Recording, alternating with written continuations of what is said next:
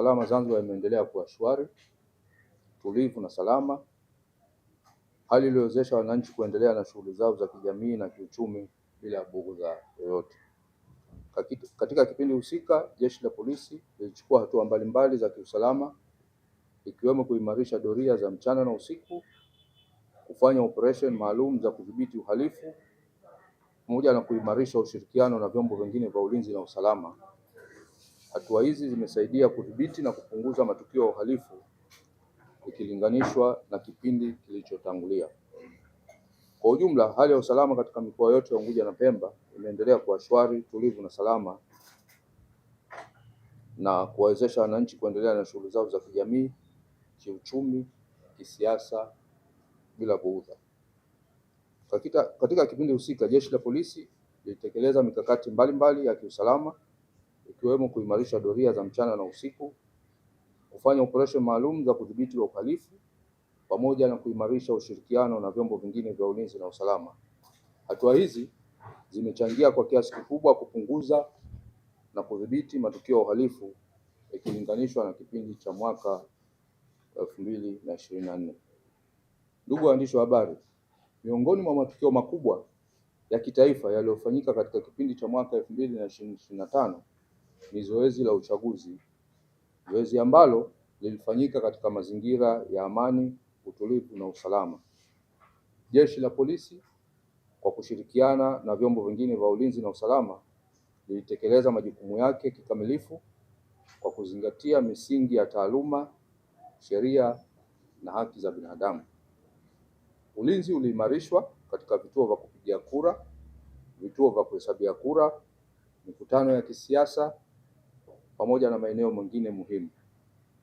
Tunapenda kutoa pongezi kwa wananchi wote wa Zanzibar kwa kuonesha ustaarabu, uvumilivu na uzalendo, hali iliyosaidia zoezi la uchaguzi kufanyika kwa mafanikio bila kuvurugwa kwa amani na usalama wa nchi.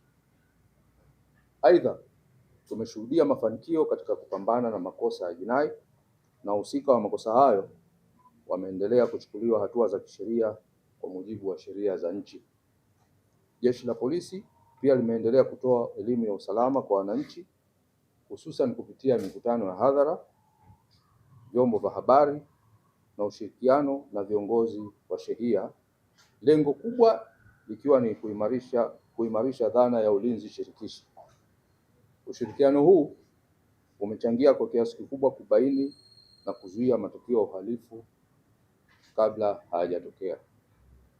Hata hivyo, bado yapo baadhi ya matukio ya kihalifu yaliyojitokeza katika maeneo yetu ya Zanzibar ambayo Jeshi la Polisi linaendelea kuwafanyia kazi kwa umakini mkubwa, na tunahakikishia wananchi kuwa hatua zote muhimu zinaendelea kuchukuliwa ili kuhakikisha wahalifu hawapati nafasi ya kuhatarisha amani na usalama wa nchi yetu.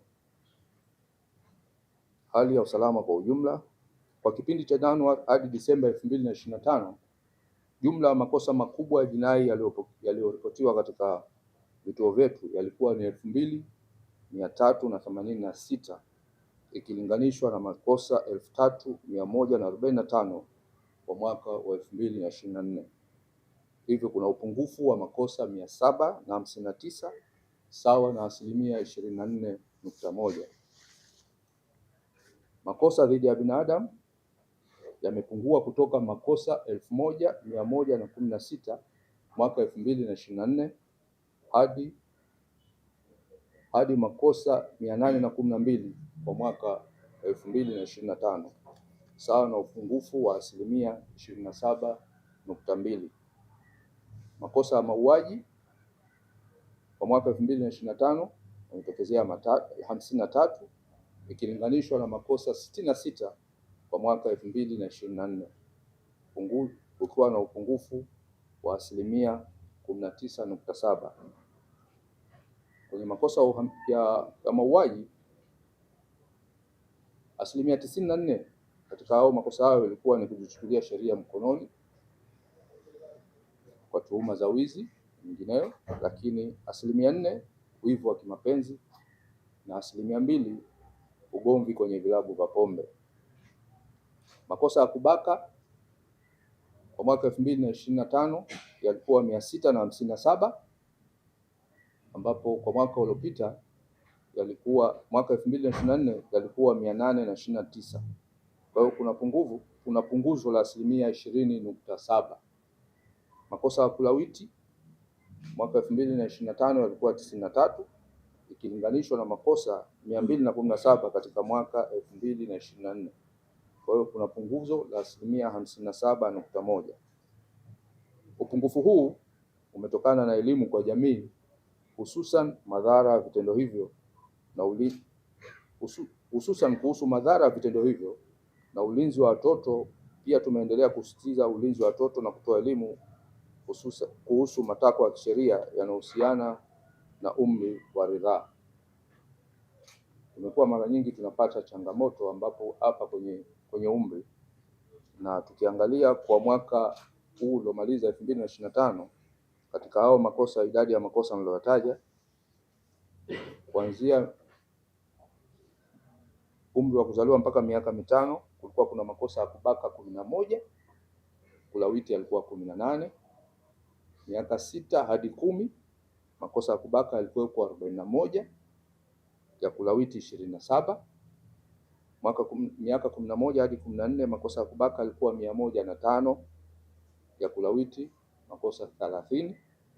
Miaka 15 hadi 17 makosa ya kubaka yalikuwa 450, ya kulawiti 13.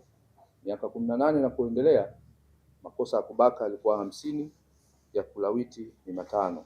Kwa hivyo inafanya hapo ndio ile jumla ambayo nilioitaja ya makosa 657 ya kubaka na ya kulawiti 93. Kwa takwimu hizo sasa, makosa ya kubaka yanaonekana hayo 655 kati ya makosa 450, wahusika ni wasichana. Kati ya hao makosa niliyotaja 657, 450 ni wahusika ambao wasichana au wavulana wanakuwa mara nyingi inakuwa ni wapenzi, lakini kutokana na umri sasa kisheria unakuja ndio inaangukia kule kwenye kubaka. Kwa hivyo ukiatoa hayo, kama ingekuwa hapo hiyo sheria haiko kama hivyo ilivyo, basi makosa ya kubaka pekee tungepata 207. Idadi imekuwa kubwa. Tukiangalia hapa kwenye age hii, mtu anakuwa na mpenzi wake, lakini kutokana na sheria ilivyo inahesabika ni kubaka.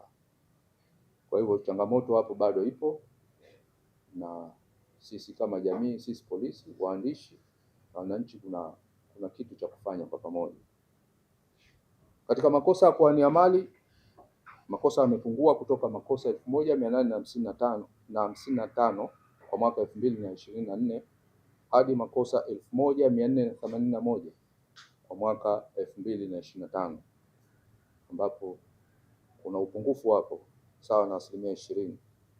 Uvunjaji, makosa kwa mwaka 2025 kulikuwa kuna makosa 580 na kulinganisha na mwaka 2024 ambapo kulikuwa kuna makosa 823.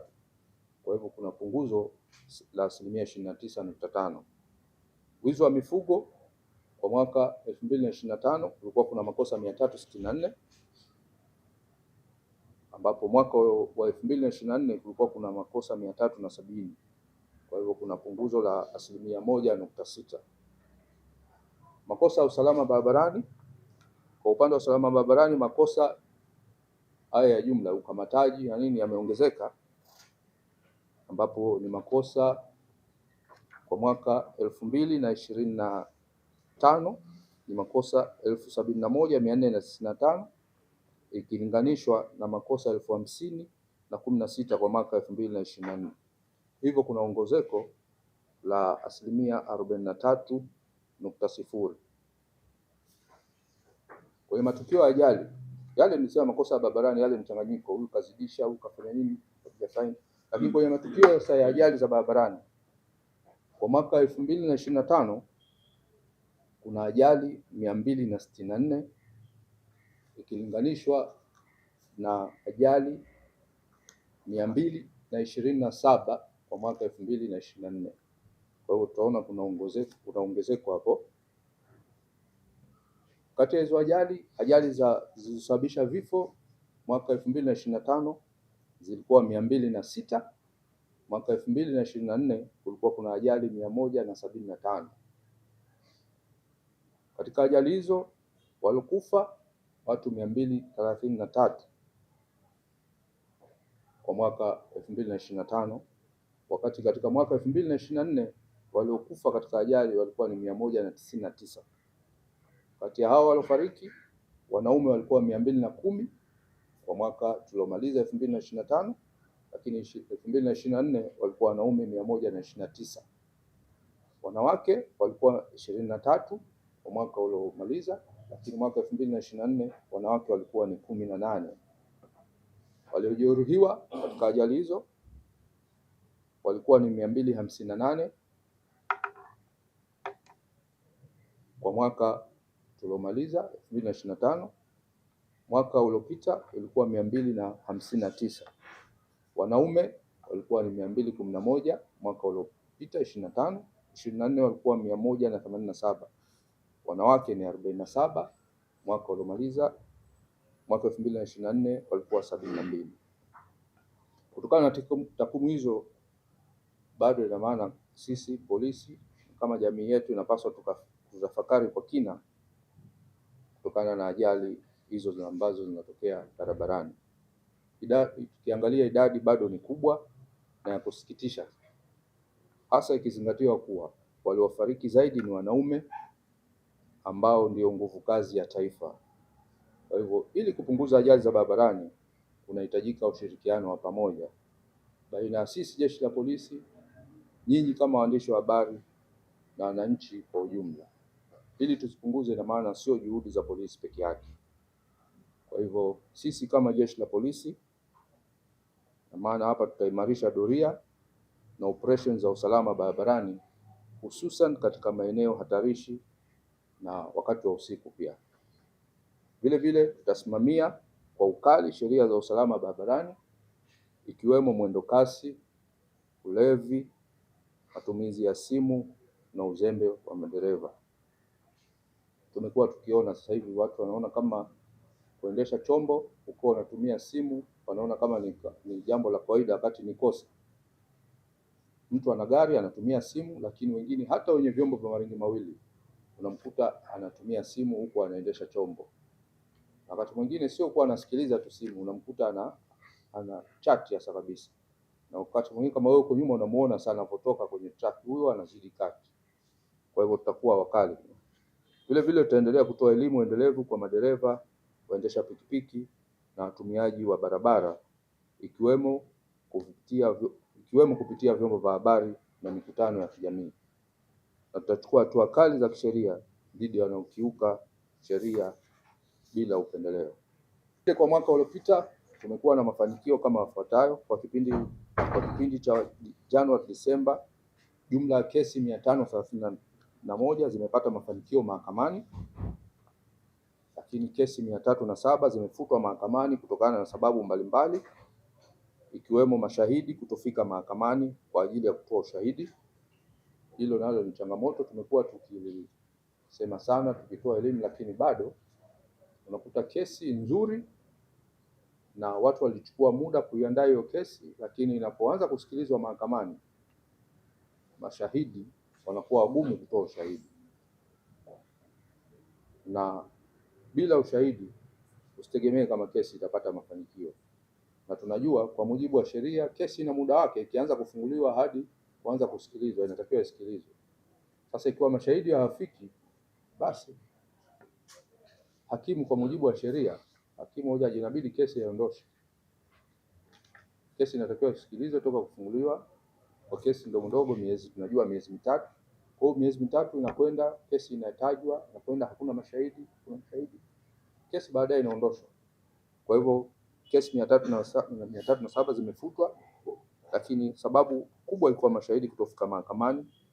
Kesi 174 zimefutwa vituo vya polisi.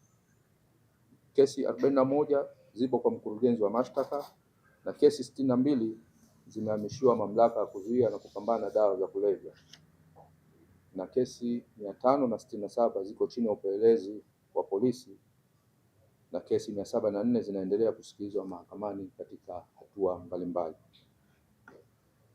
Ndugu waandishi wa habari, kwa kumalizia, mwaka huu wa 2026 Jeshi la Polisi Zanzibar linaendelea kujipanga kuimarisha zaidi mikakati ya kiusalama ikiwemo matumizi ya teknolojia, kuimarisha uwezo wa askari wetu pamoja na kuendelea kushirikiana kwa karibu na wananchi. Tunatoa wito kwa wananchi wote kuendelea kuwa wazalendo, kushirikiana na Jeshi la Polisi kwa kutoa taarifa za viashiria vya uhalifu na wahalifu na kuzingatia sheria na taratibu za nchi. Ushirikiano wenu ni nguzo muhimu katika kulinda amani na usalama wa Zanzibar yetu. Tembelea YouTube channel yetu VOP Online TV kwa habari moto moto. Subscribe kisha bonyeza alama ya kengele ili kuwa wa kwanza kupata taarifa zetu. Usisahau kulike, kucomment na kushare. VOP Online TV. VOP Online TV.